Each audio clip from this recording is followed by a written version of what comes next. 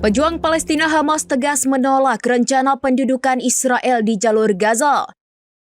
Hamas menyebut rencana Perdana Menteri Benjamin Netanyahu itu egois, yakni rela mengorbankan sandera Israel demi kepentingan pribadinya.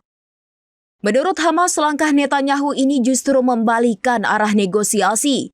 Padahal sebelumnya kedua pihak hampir mencapai kesepakatan akhir yang dimediasi Qatar dan Mesir. Atas hal itu, Hamas pada Kamis 7 Agustus 2025 mengklaim langkah ini diinginkan Netanyahu untuk melanjutkan pendekatan genosida dan pengusiran. Hal itu terbukti Israel kerap melakukan kejahatan terhadap rakyat Palestina di Gaza.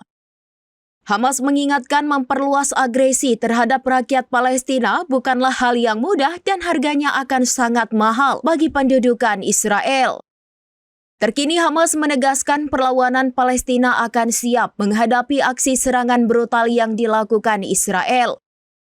Lantas Hamas menyerukan negara-negara Arab dan Islam hingga komunitas internasional segera mengutuk dan menolak rencana Israel yang ingin menduduki jalur Gaza.